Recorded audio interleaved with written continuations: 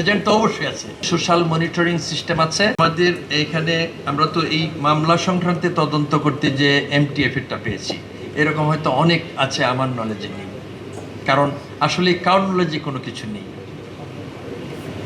যখন ভিকটিম আসছে আমরা সেই পার্টিকুলার ইস্যু নিয়ে এগোচ্ছি না। এখানে লিগ্যাল অ্যাডভাইজার আছে, মাধ্যম আছে। আপনি জানেন, আপনার কোনো ভাই যদি ইংল্যান্ডে আপনাকে টাকা পাঠায়, ধরুন ঈদের আগে জরুরি আপনাকে টাকা পাঠালো, ওখানে কিছু ইন্টারন্যাশনাল মানি এক্সচেঞ্জ অর্গানাইজেশন আছে, সেরকমই একটার মাধ্যমে আমরা এনেছি।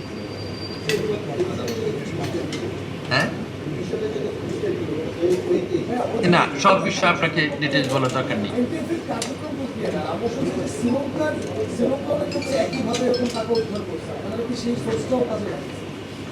না, আমরা তো হ্যাঁ শুনেন, পুলিশের সব সোর্স সবকে বলার দরকার নেই। আমাদের ইন্টারন্যাশনাল অর্গানাইজেশন আছে, ইউএস এম্বাসি আছে, এফবিআই আছে, কারণ আমরা তো ইন্টারন্যাশনাল অর্গানাইজেশনের অংশ, আমরা ইন্টারপোলের অংশ। আমি তো, আমার কাছে কোনো ম্যাজিক নেই যে আমি without the help of other countries আমি নিয়ে আসবো, তা তো না। যে আমাদের দেশের এমএফএস অর্থাৎ মোবাইল ব্যাংকিং এবং যারা ইউজার আছে তাদেরকে এই বিষয়ে কিভাবে সতর্কতা বানিয়ে দিবেন? শুনেন, আমরা তো করতে পারবেন তা না, এজেন্ট তো অবশ্যই আছে। এরা এই যে গ্লোবাল নেটওয়ার্কগুলি, যারা গ্লোবালি ট্রান্সন্যাশনাল ক্রাইম করে, তাদের তো সব জায়গায় এজেন্ট তৈরি করা।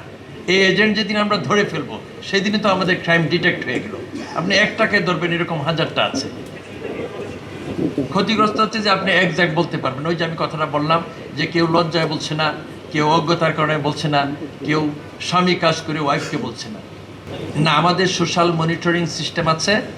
আমাদের কাছে যখন কমপ্লেন আসে, আমাদের সাপোর্ট সেন্টার আছে, ওইগুলির মাধ্যমে আমরা যতটুকুন পাই। আমরা তো আগ বাড়িয়ে কোথাও যেতে পারছি না।